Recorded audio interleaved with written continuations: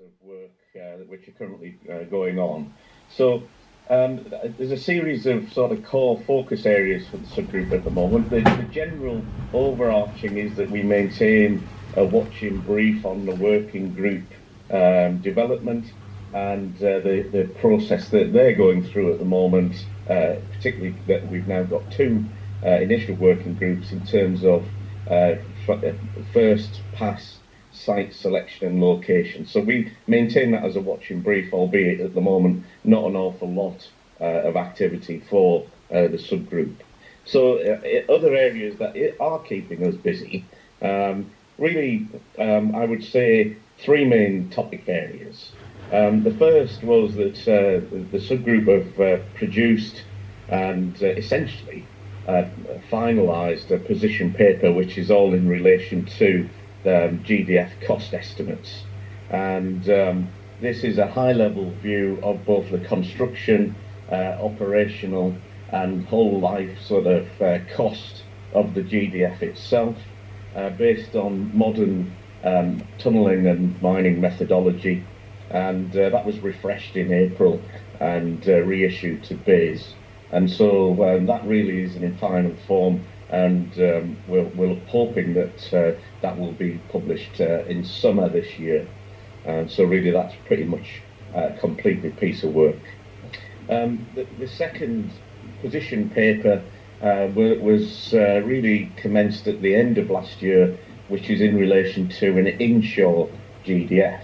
And I think this is very much following on from some of the information that had been published by RWM, where we'd seen the concept of, and just very quickly, an inshore being a GDF which is accessed from an onshore site, but located somewhere underneath the seabed within the nearshore zone.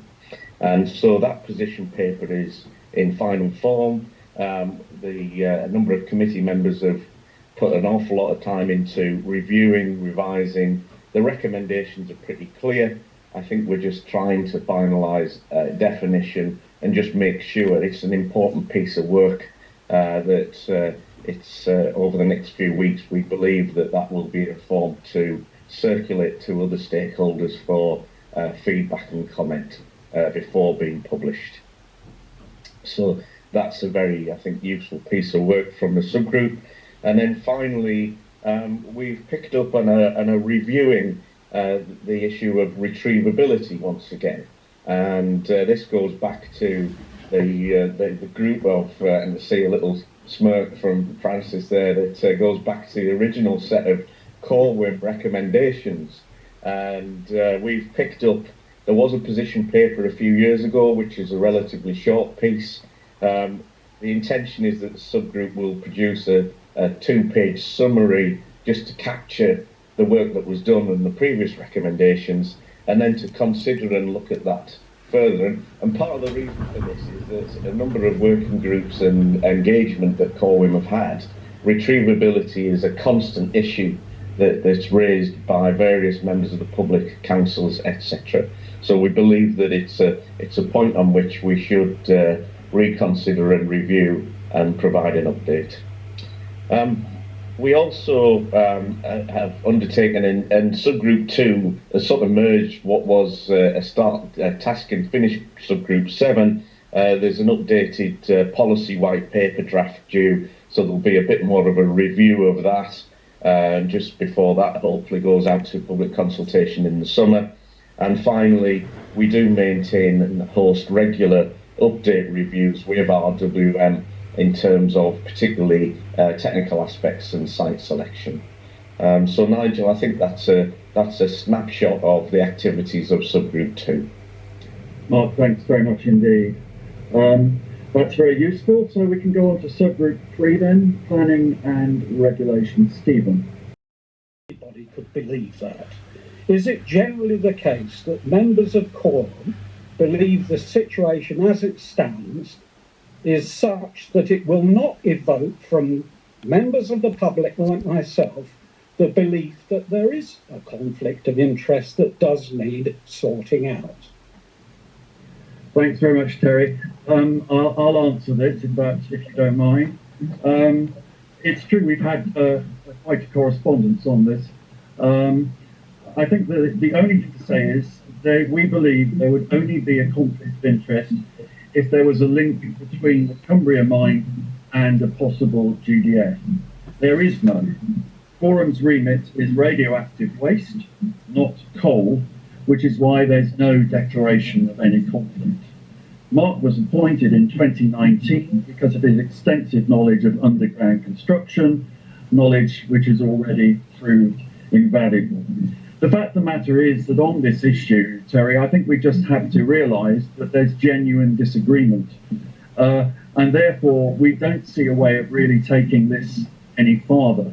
I'm sure you're going to be frustrated with that answer, but I'm sure you can also understand that we are not going to take this any farther at this point. But gladly you've made your point, and it's helpful that you have. Can we move on then? Hello, I'm Marianne Birkby from Radiation Free Lakeland. Hello. You're muted, Marianne. All right, sorry. There we are. Is that better? Yes, a lot better. Right, excellent. Marianne Birkby from Radiation Free Lakeland, and we're actually opposed to geological disposal as a well, not as a concept, but as an actual reality. It doesn't really exist anywhere. But our question, even if we were vehemently in favour of geological disposal, we would be so concerned about the appointment of Mark Kirkbride. And you say that there's no conflict of interest, and that the GDF has nothing to do with Mark Kirkbride's business interests. Does that mean that the I think it's 8,000 metres of boreholes that have been drilled under the Irish Sea, does that mean that those boreholes will not be used in any way whatsoever to facilitate a GDF? So thank you for the question, really. But I think I'm not really willing to take any more questions on the willing to go any farther than that. So far as talking about the boreholes and how they might interact in some way or the other with any kind of future GDF, given that in the first place that there was a GDF in Cumbria anyway, one would have to wait to see with that, I would have thought. I don't think anyone can give you a definitive answer on that at this point in time, but I would have thought it is extraordinarily unlikely, I have to say. So I can't give you a better answer than that, and I know that you're going to be frustrated about it, but I'm afraid that's what we can do.